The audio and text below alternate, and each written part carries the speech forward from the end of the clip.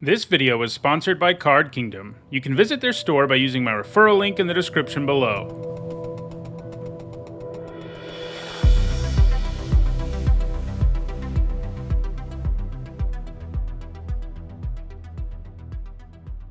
Hi everyone, I'm Nizzanotes, and today is Saturday, and that means it's time for Nizzanotes, my weekly vlog series about limited magic. We are still in the Brothers War season right now, and I wanted to, this week, give you my tier list for the archetypes in the format, and also sort of an overview of how these archetypes work. In particular, we'll look at the signpost uncommon, and then a card that is a key common for each archetype. In some ways, this is a sequel to the archetype guide I did during the set review, which was before playing with the set, really telling you how I think these archetypes compare to one another in terms of power and consistency, which isn't something I did in the original archetype guide because, obviously, I hadn't played with the cards yet.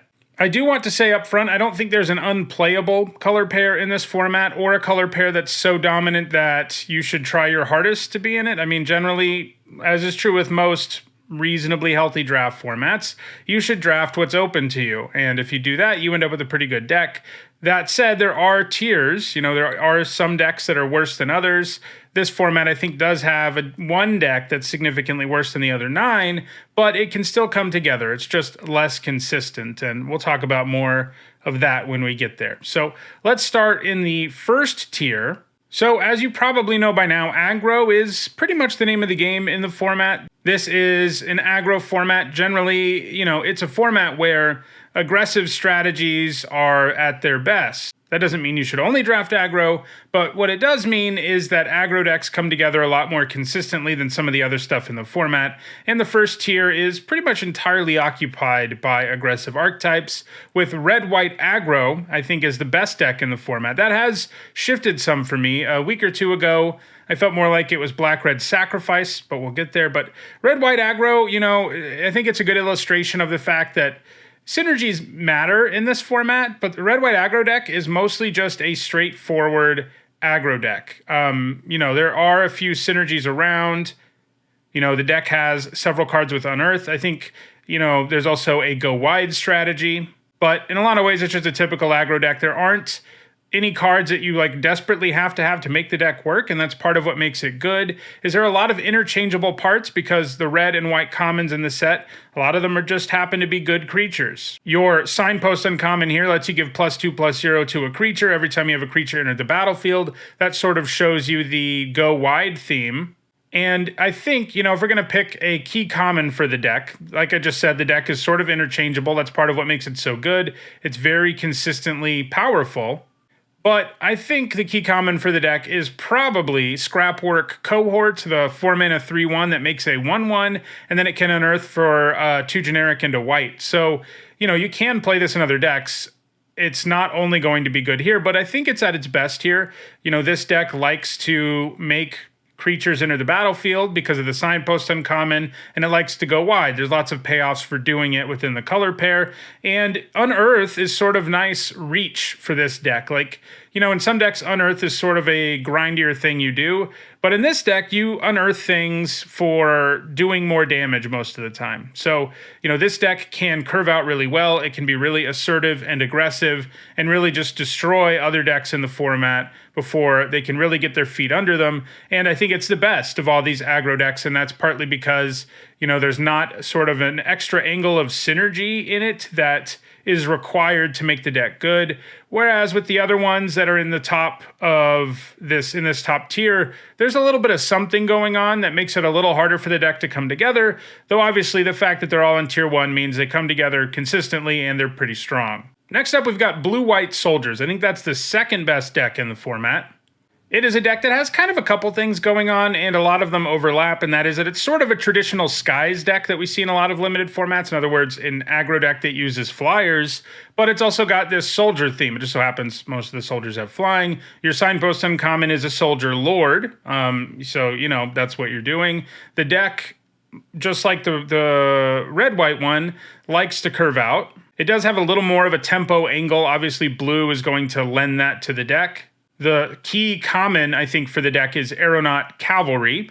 This is a card, that really screams, I belong in the soldier deck, and it does. I mean, sometimes you have enough soldiers in red-white for the cavalry, but, as a top curve card, having one or two of these is usually something you want in the blue-white deck. It lets you put a counter on a soldier, it gives you a reasonable flying body, and helps you close out the game. There are other soldier payoffs, especially at uncommon, but part of what has me have this a little bit lower is really the only common payoff for soldier stuff is the cavalry. So it's not all over the place like it could be. There is also Veterans Power Blade, I guess, but that one has largely ended up being a dud, so you're really just left with the one good soldier payoff at common.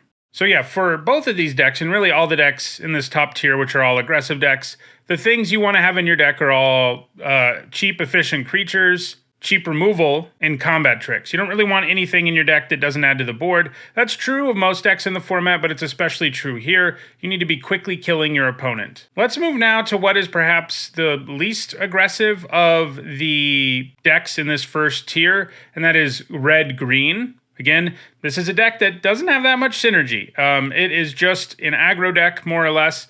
It isn't as good on the low curve necessarily as some of the others, but it has access to a bunch of really efficient creatures at sort of mid-level mana costs. Your Signpost Uncommon can do a whole bunch of stuff, but the option you end up choosing the most is +1/+1 counter and trample and haste. You're maybe a little more interested in Power Stones than the other decks we've talked about so far, and you'll notice I haven't talked about them at all, and that's because a lot of decks in the format don't really care about them or even care about artifacts. I mean, the decks we've talked about so far generally don't, and that's kind of a bummer about the set, that sort of the central theme in the set is it's an artifact set, but the best decks in the format really don't care about them that much. Red-green cares a little because it is interested in playing maybe a few more expensive cards. I think the key common for this deck is Mishra's Juggernaut. This 5-mana 5/3 trample. This card's been a lot better than it looks. It gives you a pretty reasonable body that is very difficult to block effectively at most stages of the game, and then the fact it can come back and threaten even more damage is a big deal. The other card I sort of considered here is the Trick, the 1 and a green mana Trick that gives a +1/+1 counter and trample, hexproof, indestructible, and reach. That thing is really powerful, and it is a key card for this deck too. This is really the deck it's going to be best in, probably. But I decided in the end Mishra's Juggernaut made a little more sense to sort of show you how it distinguishes itself a little bit more from the other decks we've talked about so far, where this deck is interested in playing a 5-drop artifact with trample. And yeah, I mean, Stompy is sort of the name of the game here. So you have other tramplers at low mana costs too, like the 3-mana 4/3 at uncommon. This deck is just sort of a nightmare to try to block against because of tricks plus trample. And that's really what the deck's about. Cares a little bit about Power Stones, but not that much. And then the last deck I have in this top tier is the one that a couple of weeks ago I had as the best deck in the format, and that is Black-Red Sacrifice. This is also an aggro deck, and the reason I have it here, I think this deck of any deck in the format does have the highest ceiling. So you can end up with the best deck of any other deck in the format, and you can do it at a reasonable rate, but the problem is, a lot of the time, this deck just sort of devolves into being a black-red aggro deck, which is fine, but when it's just a pure aggro deck without the sacrifice synergy, I'll talk about in a second, it's worse than the other ones, for the most part. The other aggro decks have more going on. They have access to better tricks. They generally can have a more aggressive curve than you. Black doesn't lend itself to that much really aggressive of creatures in the format. But like I just said, this can be the best deck in the format. The key common here is Goblin Blast Runner, the 1-mana 1/2 that gets +2/+0 in Menace if you sacrificed a permanent this turn. It really doesn't belong in any other deck in the format. And one thing this deck has going for it is it does have a bunch of common synergy. You have the 2-mana 2/1 that gets a counter when you sacrifice a permanent.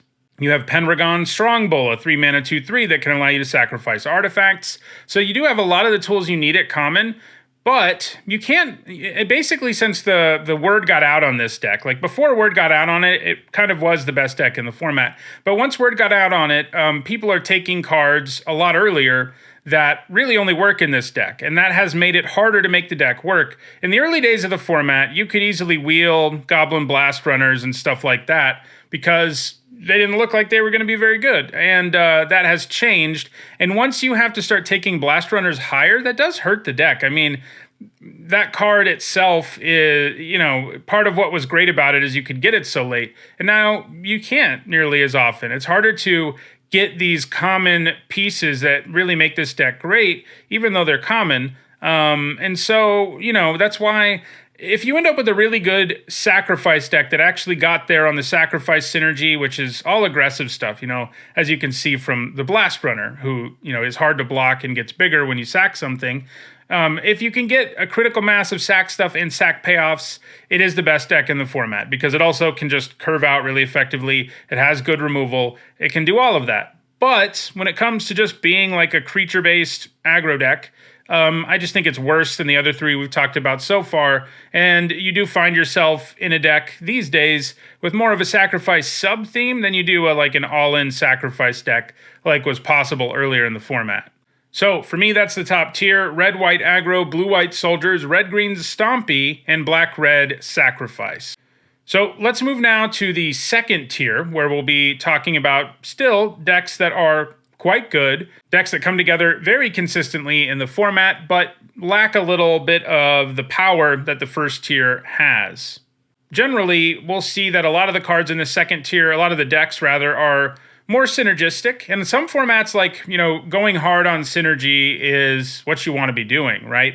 But this isn't one of them for the most part. Synergy matters. The black-red sacrifice deck, for example, is way better when you get that synergy going. But this second tier has decks that are more reliant on synergy, and because they're sort of less straightforward and less capable of just curving out and killing the opponent, they now need certain pieces to make it work. It makes these decks a little less consistent. So at the top of the second tier, I have blue-red Tempo. This is still sort of an aggro deck. It doesn't run as many creatures or try to curve out as hard as the decks we've talked about so far, but it is, interested in playing cheap creatures that get buffed by you casting non-creature spells. For this one, there's basically two key commons, and they're both the commons with prowess, the 2-mana 1/3 with ward, and the 3-mana 2/2 with flying and prowess. These both, especially the 1/3, it basically it's not very good anywhere else. The flyers, can work in the soldier deck, for example, but both of these are quite good. They show you what you want to be doing with prowess. Obviously, the signpost uncommon, when you cast a multicolored spell, makes a 1/1. In this deck, when you can get a couple copies of that signpost uncommon, it's obviously at its best, as that's really your best payoff at lower rarities for doing non-creature spells. But, you have access here to nice combat tricks like Whirling Strike. You have access to other spell payoffs. You've got good, cheap ways to interact with your opponent's board. And, those are the things that make it a tempo deck. You stick a couple of creatures with prowess, and then you start, cheaply killing or bouncing opposing things, and suddenly your opponent is dead. This is the kind of thing that makes it very difficult for aggro decks or more controlling or rampy decks in the format to stabilize. Again, along with the first four decks we talked about, and now we're also talking about another aggressive deck that can really punish slower ones. But the problem here is because you're in blue, you have access to some good creatures, but your deck, if you don't get the spell stuff going, you're just like a mediocre blue-red sort of mid-range deck, and that's not where you want to be. So the deck isn't always coming together. That's why it's in the second tier. After that, we have green-white. This is a deck that's really into artifacts. Your signpost uncommon puts a +1/+1 counter on something every time you have an artifact enter the battlefield. This includes creature tokens, which are virtually they're all soldier artifacts in the set. This also includes power stones. So this deck really, of all the ones we've looked at so far, this is the one the most into artifacts. And because, you want to be playing them to make your creatures bigger. You have access here to the really great trick that we talked about earlier, the +1/+1 counter and a bunch of keywords trick, and that's great. You also have access to some beefier creatures.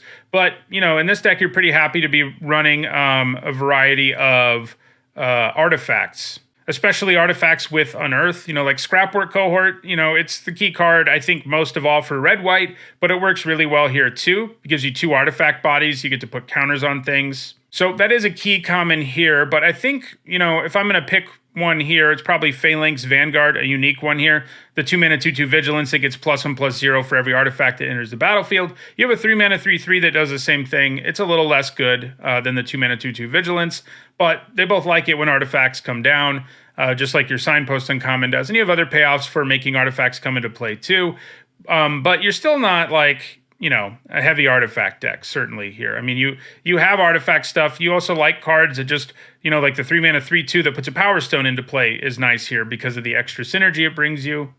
You'd much rather be adding to the board with artifacts than you would like playing little trinkety artifacts or cards that only make Power Stones so that you can trigger artifact triggers. Again, need to add to the board in the format, and that's true here too.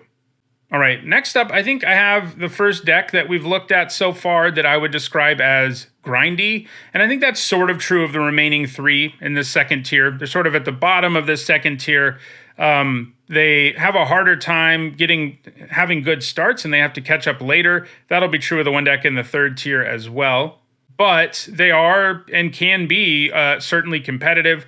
I think the best of these sort of grindier decks is Black-Green Graveyard. This deck looks to be sort of a mid-range deck that can grind out value from the graveyard. I have the Gigamole as the key common here. The 4-mana 2/3 mills 3 cards. You get to put a creature into your hand if it milled one, and otherwise it's a 3/4. This thing loads your graveyard and helps you get a creature back from your graveyard at the same time. And this deck wants to be loading the graveyard. It has several cards that check for creature cards in the graveyard. The Signpost Uncommon here is the awesome Spider, the 4-mana 3/3 with reach. This, according to 17 Lands, is the best Signpost Uncommon. In other words, it has the highest win percentage of all the Signpost Uncommons, and you can splash it in some decks too, which people are because it's so good. You sack a thing, you kill, you can kill a non-land permanent with it, has a decent body, and when it dies, it can even gain you life for cards in your graveyard. So it's also graveyard related. It loads your graveyard in a sense too, because you sack something to use its enter the battlefield ability. So that's the kind of card that does get you back ahead from behind too. It lets you, kill some early creature that's been a problem while probably not giving up anything very real to do so. This deck has access to some beefier creatures, and it likes to recur them to win the game in the long run.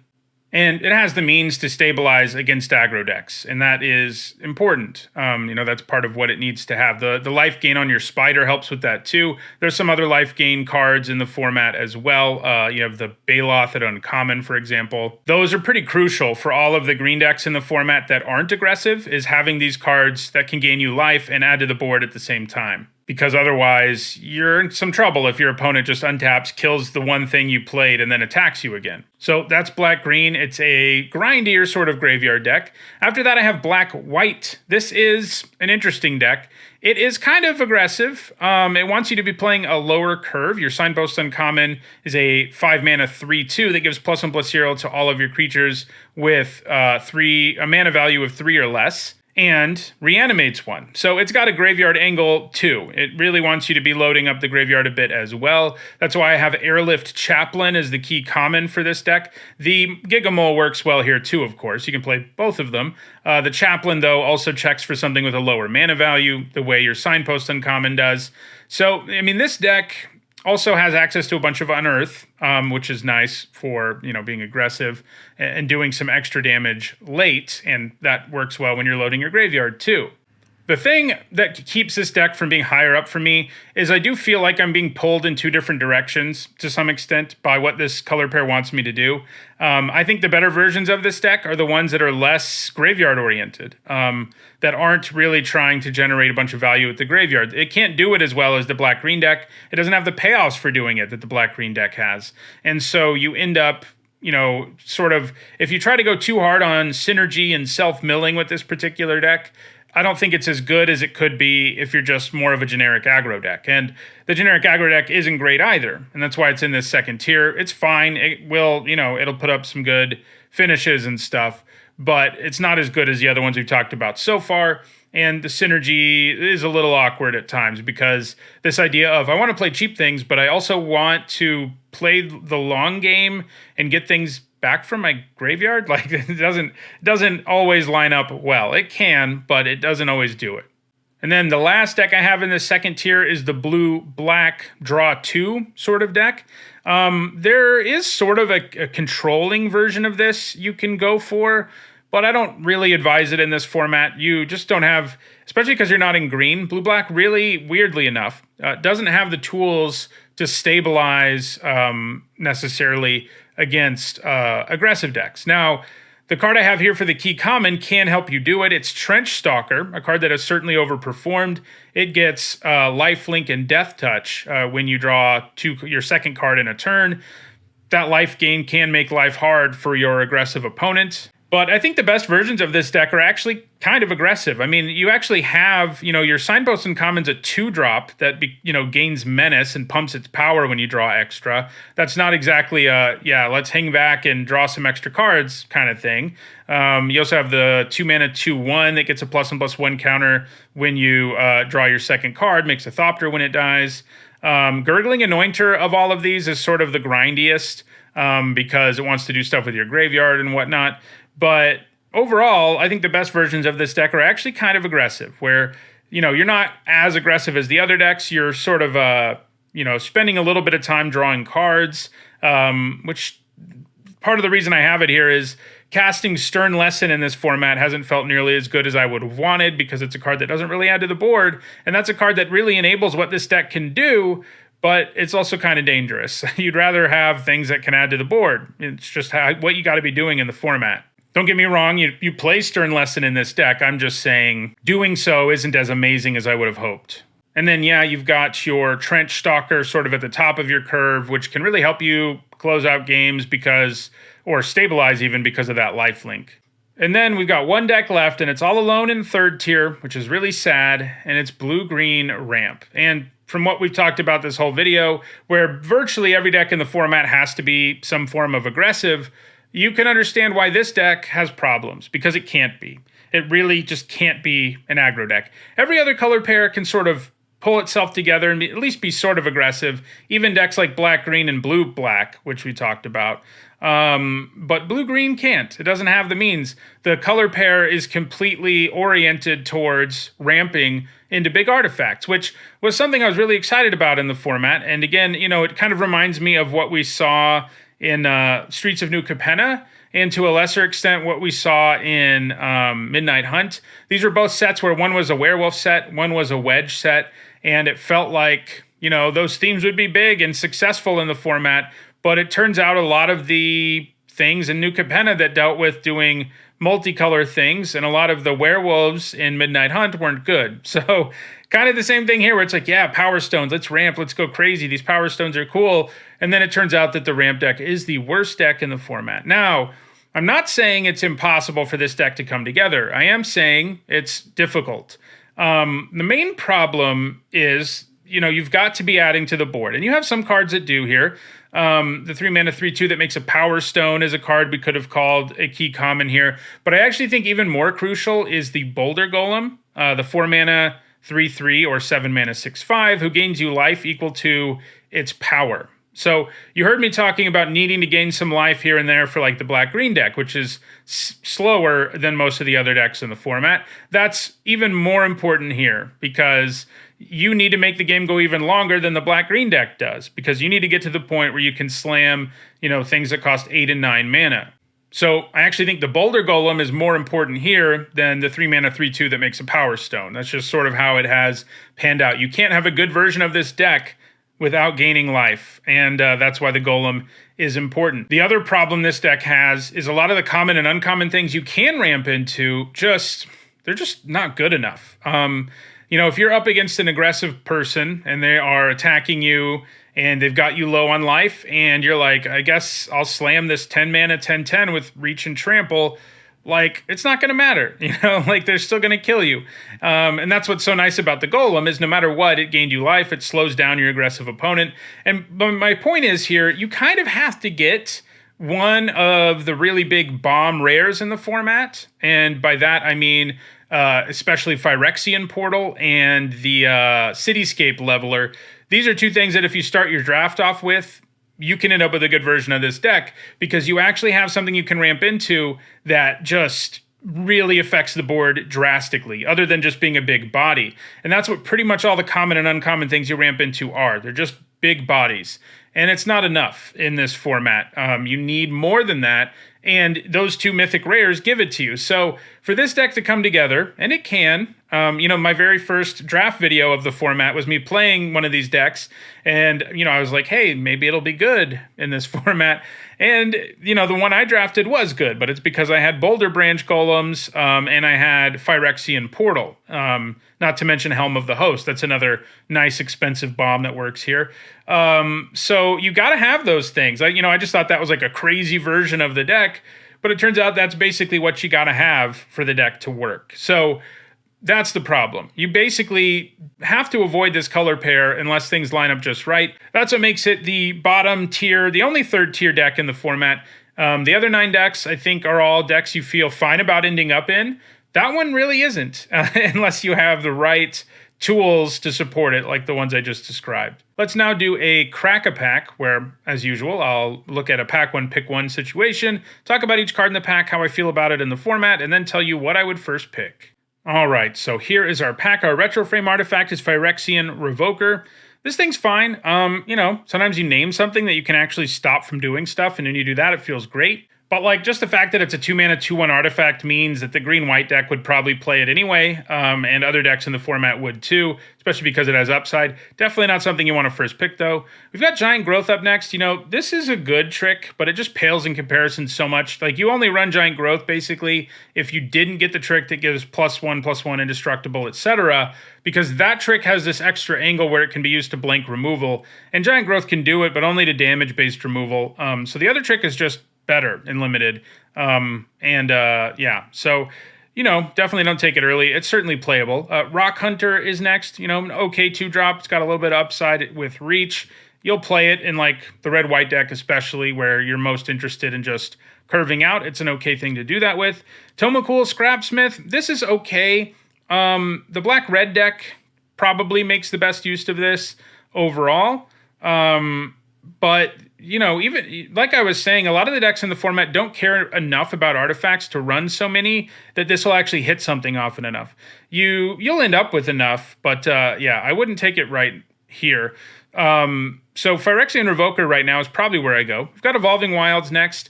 This card's kind of funny because all the sacrifice payoffs in the format, or most of them anyway, say if you sack any permanent. So it's actually extra good in black-red. I guess I could have had it as the key common. Because combining it with 2 of those 1/2 goblins is pretty nuts, and it happens all the time. But it's also good fixing, and I think I would shift to it here. It's way better than Phyrexian Revoker and the rest of these cards are. You'll play it in basically every deck you end up in. Maybe not if you have a bunch of 1-drops. But you'll play it in most decks because it makes your mana better. The black-red deck even gets extra value out of it. So that's where we are now. Fog of War, we've been over this. It's unplayable. It has one of the lowest win rates on 17 lands. Not too surprising. It just doesn't do enough. It's a fog that doesn't do enough to even be a good fog. And, fogs already aren't good and limited. Warlords Elite, haven't been impressed with this overall. It does bring some nice size, but it's been pretty mediocre, so I would still take the Wilds over it. Scatter Ray is next. This has been pretty good. The awkward thing about this is that the blue-red deck, which is the one the most into spells, right? It is generally aggressive, and triggering your prowess creatures with Scatter Ray matters a lot less, because most of the time it's going to be on your opponent's turn. Sometimes you get them, they try to play removal, you counter it, and your creatures get buffed. But the fact that the triggers, there's nothing in this format that really pays you off for putting spells into the graveyard, like we had with Tolarian Terror. And most of the payoffs are just about casting the things and getting some usually aggressive value out of them. And so Scatter Ray is a little awkward. All that said, I think I probably do take it over Evolving Wilds. It's an okay thing to have for turn 2. Most of the time you'd rather play a creature, but it's fine. probably better than the wild. So far, all the commons have been super underwhelming. That all changes now, though, because we've got Overwhelming Remorse. This is a great removal spell. You know, I would say it costing 5 wouldn't be a problem. Like, that would be a good card anyway. But in this format, that'd be a little too slow. Luckily, it often costs less, and it's just a great removal spell, and it's certainly what we would take here. But our next card's even better. It's Excavation Explosion. 3 mana to do 3 to anything is pretty good. You know, as far as removal goes, you know, maybe it's not as powerful as Remorse, but getting the Power Stone matters. You can sack it to things. It can allow you to ramp into a Mishra's Juggernaut. You know, the Power Stone, when it's attached to a card that's already good, that is when the Power Stones feel their best, and that's definitely what you got here. You can finish your opponent off with it. I like it more than Overwhelming Remorse, partly because it does more synergistic things. Also, in a format where there's so many good red aggro decks, it can go to the dome, and that certainly matters. So it's what I would take now. Moving into uncommon, we've got Mass Production. This thing is largely just too slow for every white deck in the format. They're not interested in paying 6 for 4/1/1s most of the time. You know, it's at its best in the green-white deck if you can manage to get multiple things in play that like it when artifacts enter, including the Signpost. It can get silly, but you also don't go to 6 that often in the deck. So, you know, definitely not what we want here. I think we're on the Explosion. Now we have a really good uncommon, though. It's Third Path Iconoclast, one of the Signpost uncommons we talked about, and a powerful one. And in a lot of ways, I think it's maybe crucial is too strong of a word, but it's a big part of what makes blue-red decks in this format work, because the fact that it makes all your spells, even the ones that might not add to the board, is a big deal. It allows you a lot more leeway to play cards like that if you can be getting things out of casting your spells, and not just like +1/+1 on one creature, but an actual creature. It's interesting. It's gold. I think there are some packs where you would take this, even though it's 2 colors, but I think I would take Excavation Explosion and Overwhelming Remorse over it. I think the Iconoclast is a better card overall, but you have to sort of factor in not only how good the card is, but how likely it is you're going to play it in the end. And it's less likely simply by being a multicolored card in a format that doesn't have great fixing. So I think we're still on Explosion. Mask of the Jade Crafter. This has been pretty nice. A little better than I expected, I think. The fact that it gives you 2 bodies, even though those bodies usually feel kind of inefficient, the fact it gives you those 2 things, you know, and can trigger various things. There's a bunch of artifact tokens and an artifact in the form of the mask itself involved. So, you know, it's pretty nice, but I think I would take it after Excavation Explosion, Remorse, Iconoclast, and Jade Crafter. And then Jade Crafter, I mean. So our rare is Legion to Ashes. It's a pretty good one. You know, it's a removal spell, exiles an online permanent and all other permanents your opponent controls with that name. You know, it's gold, so it has the same sort of problem the Iconoclast does. And I think for that reason, you know, even though it's a great removal spell, I would probably still just take the Explosion and probably Overwhelming Remorse over it. You know, as a pack one, pick one. Obviously, it's better than both of them, though maybe it's not that much better, really, than either of them when you think about it. They both have some upside that it doesn't have. But, yeah, I mean, this was a strong pack overall, which is good, because I think most of these Cracker packs have been pretty sad so far. This one has 4 cards in it. I'd be pretty happy to first pick between Legion, Iconoclast, Excavation Explosion, and Overwhelming Remorse. And I don't hate taking Mask of the Jade Crafter first either. Don't love it, but, you know, that's the 5th best card in the pack. So pretty good pack overall. In the end, I think we go with Excavation Explosion. So that will do it for this edition of Nizzanotes. If you enjoyed this video, please like it and share it so that others can enjoy it too. If you want to make sure you catch future videos, don't forget to subscribe and turn on notifications. If you want to catch up on past editions of Nizzanotes, more I had to say about this format, you should see the playlists on your screen shortly. And if you want to go the extra mile in supporting me and the channel, you can do that by becoming a patron, by becoming a channel member, or by buying Nizzanotes merch. You can find ways to do all of those things in the description. Thanks for watching.